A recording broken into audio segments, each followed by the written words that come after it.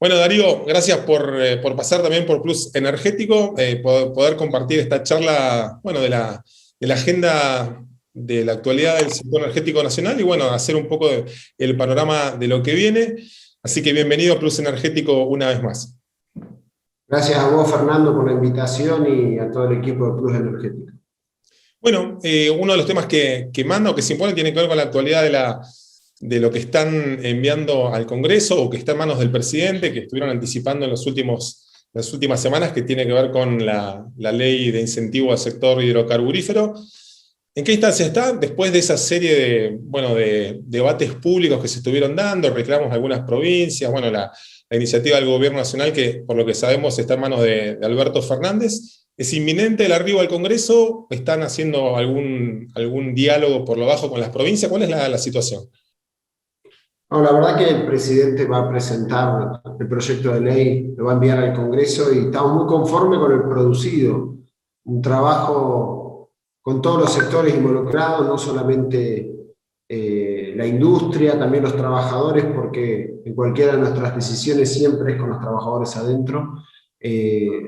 Los gobernadores de la OFEP, con quien me he ido sentando con cada uno y explicando y dando detalles de cada capítulo, y qué cosas contiene y qué cosas no contiene el proyecto de ley. Bueno, la industria que te decía recién, así que creemos que es una herramienta, una buena herramienta, pero como toda herramienta, para que pueda ponerse a producir hay que utilizarla, en este caso para tener dentro de este régimen de inversión, de promoción de inversión de hidrocarburos, bueno, por supuesto que al que más invierta es al que mejor le va a ir, pero es un proyecto de ley que nos permite estar atento a que todas las cuencas tengan actividad, está atravesado en su conjunto por un esquema de valor agregado nacional, o sea, cada vez más cosas hechas en pesos y eso es muy importante.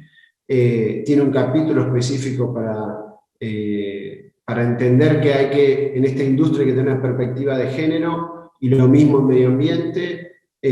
Así que la verdad que, además del régimen general de petróleo, el régimen general de gas, los proyectos especiales donde también hay participación de las provincias. Así que la verdad que es una muy buena herramienta. Solo se modifica la ley de hidrocarburos porque se crea la figura de la concesión de almacenamiento de gas, que era un tema que estaba pendiente. Después no se toca absolutamente nada más de esta norma. Y es en general un régimen de promoción de inversiones. Lo que buscamos como objetivo, Fernando, es lograr un incremento de la producción y en función de ese incremento de la producción, saldos exportables que nos permita también traer divisas, fortalecer el Banco Central de la República Argentina, una estabilidad fiscal de tributos nacionales a 20 años y una estabilidad normativa con respecto a este régimen de promoción. Así que la verdad que estamos haciendo un gran trabajo, el presidente y la vicepresidenta se ven comprometidos, Alberto mismo el 1 de marzo en su discurso inaugural planteó que iba a elevar este proyecto y bueno, ya estamos a pocos días de esa presentación. Te hago una más respecto a este contexto de la ley. ¿Qué pasó ahí? ¿Hubo un intento de aprovechar políticamente de algunos gobiernos, del MPN, del gobierno neuquino? ¿Hubo algún cortocircuito ahí en esa coyuntura? ¿Cómo viste ese reclamo público? Que bueno, lo que vos decís es que hubo esos diálogos, que existieron ese nivel de detalle. ¿Qué análisis te deja lo que pasó en la última semana, en los últimos 10 días? La verdad que el hecho de que se dé en el medio de una campaña quizás haya tenido que ver con eso, pero no he querido entrar ni contestar públicamente porque no tiene sentido. Nosotros estamos en gestión y estamos trabajando, y de hecho se ha notado, y me parece que se ha notado también mucho en la cuenca neuquina, las decisiones que ha tomado la Secretaría de Energía. Llevamos menos de un año en la gestión y los resultados de cuando llegamos ahora son muy notorios y positivos para toda la industria en todas las cuencas, pero creo que en la cuenca neuquina es donde también se nota, y bueno, los puntos que se han hecho públicos de que si están o no están en la ley, todos los gobernadores de la OFEPI saben qué puntos están en la ley y cuáles no, saben que van a tener participación en cuanto a los proyectos especiales que se desarrollan en cada provincia. Por supuesto que la participación va a tener que ver con la provincia donde se desarrolla el proyecto, porque va a ser con consulta a esa provincia donde se desarrolla ese proyecto en particular, depende cada uno de los proyectos especiales, es la participación de la provincia, y nos parece que eso es bueno, es positivo, no se toca nada de tributos provinciales ni nada por el estilo, por eso nosotros hemos sido en este sentido muy respetuosos y responsables, porque además cuando la ley se haga pública se termina y queda a las claras si esos puntos están o no están. Pero lo he hablado con todos los gobernadores, con cada una de las provincias, salvo con el gobernador de Mendoza, que no me he podido comunicar, pero seguramente en algún momento nos sentaremos, pero con los gobernadores y con los ministros de la OFEPI hemos tenido varios ida y vuelta, como también con los sindicatos, con todos los trabajadores, porque te repito, para nosotros lo importante es que el trabajador esté en actividad y no suspendido, y por eso entendemos que cualquier modificación o cualquier régimen de promoción es necesario saber cuál es la opinión de ellos, y lo mismo con las cámaras, pymes y por supuesto con toda la industria, así que estamos contentos y entendemos que no hay lugar en este momento para utilizarlo de otra manera, y por eso no hemos salido a contestar públicamente estos temas. Darío, una de las noticias también de los últimos días tiene que ver con la salida o el regreso la salida desde el puerto de Bahía Blanca, ¿no? Del segundo barco regasificador. Uno entiende que el análisis que están haciendo desde la Secretaría y desde el Gobierno Nacional es que, bueno, los excedentes que produce el plan GASAR y esa particularidad del mercado doméstico en los próximos meses no va a requerir de más importaciones, básicamente, ¿no? ¿Está eso en juego? ¿Hay alguna otra variante que no estoy mencionando? Digo, como para tomar esa decisión, que en principio denotaría eso, ¿no? Que va a haber gas producido internamente, más alguna otra fuente de generación, no sé si de renovables o hidroeléctrica, ¿no? Venimos trabajando de una manera muy positiva con respecto al gas, hemos logrado frenar el declino, pero somos más ambiciosos con esto, por eso tenemos como proyecto prioritario la construcción de un gasoducto que nos permita transportar gas producido por trabajadores argentinos, con pymes argentinas que se suman de manera creciente a la cadena de valor, y en este sentido es importante el esquema del gasoducto, hacerlo si es el trayecto que hace Tratayén-Saliqueló, Saliqueló-San Jerónimo, hacerlo de manera completa, porque si no lo hacemos, sí ahí vamos a tener un problema para poder transportar gas del barco de Bahía Blanca en un futuro. Sí entendemos que en este momento estamos en una situación que pudimos tomar esa decisión, como así también tomamos la de que vuelva el barco, pero la verdad que somos optimistas con respecto al gas.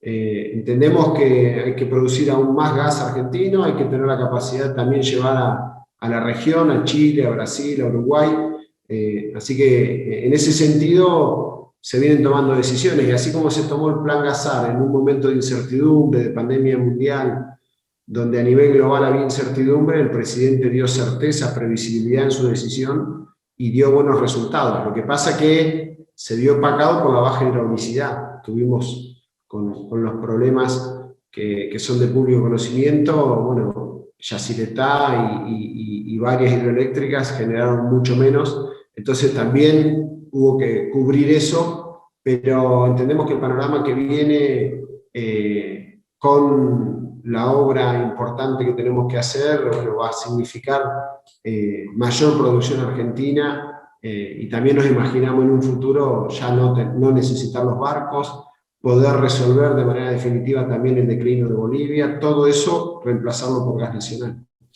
Mencionabas también recién a Brasil, Chile como mercados potenciales para Argentina. Estuvo hablando hace unos días atrás el presidente de Brasil, Bolsonaro, como una declaración que acaso no habíamos oído antes con tanta contundencia, si bien en los últimos 2 años hubo pronunciamiento de ambos países respecto al gas de Vaca Muerta.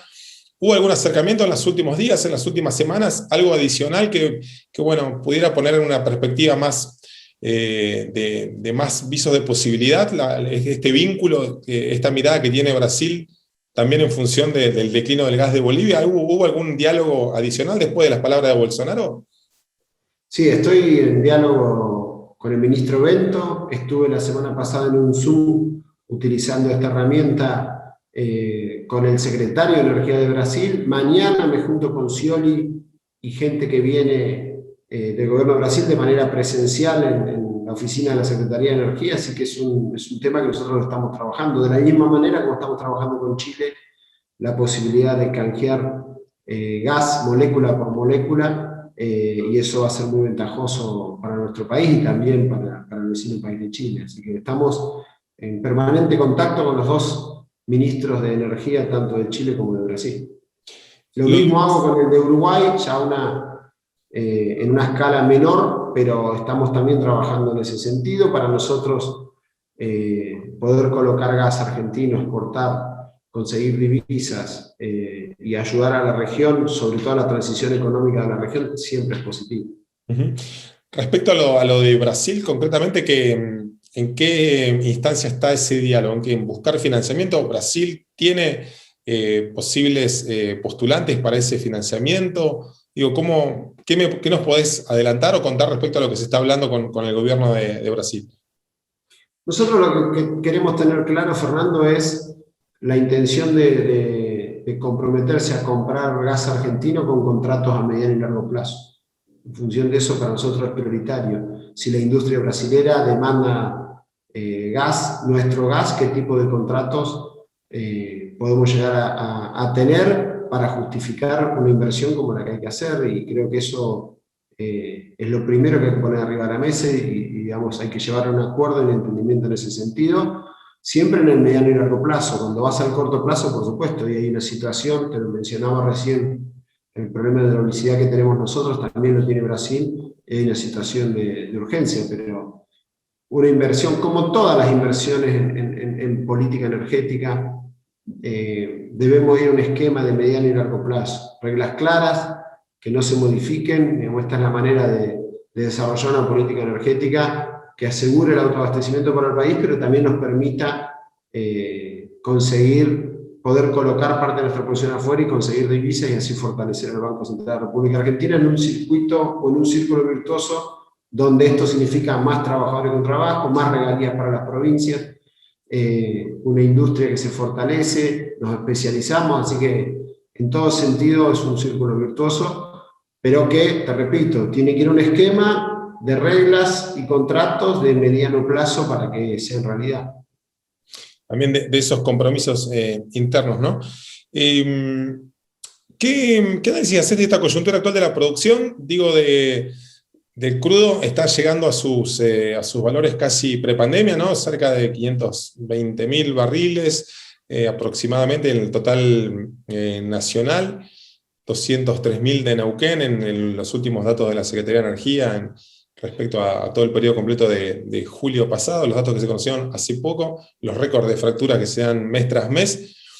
¿Crees que esta va a ser la normalidad de los próximos meses o hay ahí un factor tallando, digo, por un lado cierta recuperación económica, la llegada de las vacunas, algún incentivo a la movilidad, ¿no? La salida de esas restricciones a la movilidad? ¿Crees que es el escenario que se viene ya y que a partir de eso esto va a ser una línea, digamos, base para proyectarse, o todavía hay un componente importante de incertidumbre en el mercado energético, en el sector energético? Hay un buen secretario de Energía. No, eso es chiste. Creo que en este menos de un año que llevamos, sí, los indicadores son muy positivos, se ha recuperado por decisiones que ha tomado el presidente y la vicepresidenta en función de apostar a un crecimiento y a establecer reglas claras que han devuelto o comenzado a devolver la confianza en un sector que miraba con mucha desconfianza luego de que los cambios de regla de juego eran muy seguidos, y eso hacía que el inversor se retire, y cuando no hay inversión perdemos todos, y encima nos sale como sociedad mucho más caro porque hay que ir a buscar afuera un precio más alto de lo que podríamos producir acá. Eso se está revirtiendo, hay de nuevo una confianza, pero queda mucho por hacer. Por supuesto que también se recuperó el precio del barril, porque acordate que estuvo en valores bajísimos, pero me parece que se van tomando decisiones y se va generando ese círculo virtuoso que nosotros tanto apostamos. Y ahí, bueno, hay un margen donde todo esto se mueve. Nosotros buscamos dentro de ese margen el punto más bajo en función de que el costo en el bolsillo de todos los argentinos no sea elevado. La industria busca el punto más alto, entonces hay una tensión permanente, pero siempre moviéndonos dentro de un rango donde se aseguran las inversiones, que es lo fundamental que necesitamos todos. Creemos que viene un buen horizonte para las inversiones de hidrocarburos, por eso también el régimen de promoción de inversiones, pero también en renovables hemos sancionado una norma que le da un horizonte al 2030, en biocombustibles, una norma que da un horizonte a 2030, que también había una gran preocupación porque se vencía la ley y había como una incertidumbre, y en renovables estamos resolviendo muchos de los conflictos que quedaron y muchos de esos contratos que no iban ni para atrás ni para adelante, entonces con resoluciones vamos avanzando en ese sentido, pero también es algo que va a seguir creciendo, la producción de renovables permanentemente. Y bueno, nos toca récord histórico de fracturas, como vos decías, nos toca frenar el declino y aumentar la producción de gas, pero entendemos que tenemos que ir por mucho más. En petróleo queremos generar saldos exportables que nos den la posibilidad también de garantizar divisas para el país, sin descuidar el autoabastecimiento o el mercado interno. Y en renovables es algo que va a seguir creciendo. Entendemos que hay que ir mejorando los costos, por eso también hemos ido a un esquema de costos promedio que ha permitido también bajar esos contratos, pero también la tecnología nos ayuda y nos juega a favor, pero todavía hay mucho, mucho por hacer. Y se viene una seguidilla de vencimientos en las concesiones hidroeléctricas. Hay un relevamiento que están haciendo también desde la Secretaría de Energía de la Nación. ¿Hay algún pronunciamiento de algunas provincias respecto a, bueno, en medio también de las PASO, y hace acordar un poco también a esta disputa pública que hubo respecto a la ley petrolera, digo esto de los recursos de las provincias? ¿Cuál es la posición que tenés respecto a lo que hay que hacer en cuanto a las concesiones, luego de un régimen que duró un par de décadas? Digo, ¿cuál es la mirada que hay respecto a esos recursos y cuál es la negociación que se viene con las provincias o la mirada que tiene el gobierno nacional respecto a las concesiones hidroeléctricas?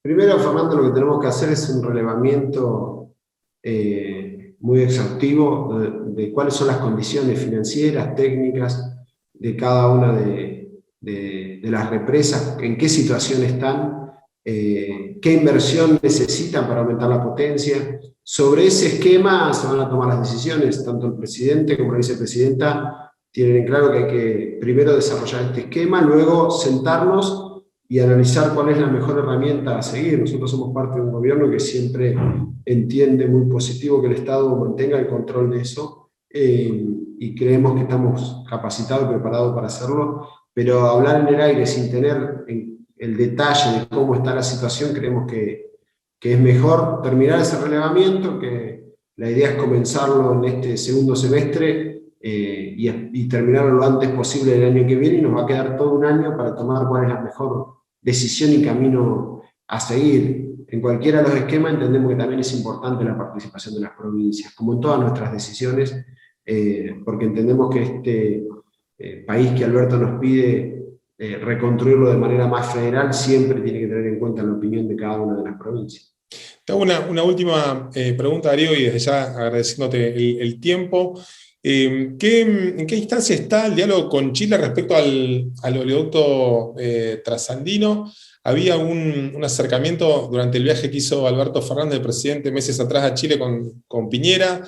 Bueno, esta necesidad que va a tener Neuquén de poder, o estos posibles excedentes que va a poder tener Vaca Muerta en los próximos meses, en función de la productividad de los pozos. Digo, ¿hay alguna obra que se esté encarando, algún pedido o algún trabajo en conjunto con Chile para poner en condiciones ese oleoducto que puede ser también una puerta de salida del crudo por el Pacífico?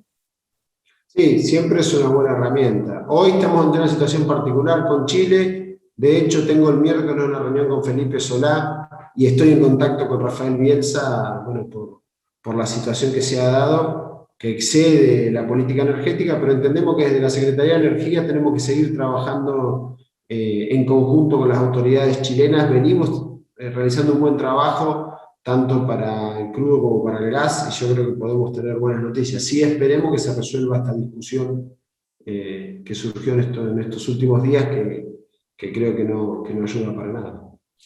hacer referencia al planteo que hace Chile respecto a la situación de la potestad en el sur del país, esa divisoria, bueno, de un acuerdo también que ha trascendido producto de las tierras o los terrenos o la superficie que reclama como propia, ¿no?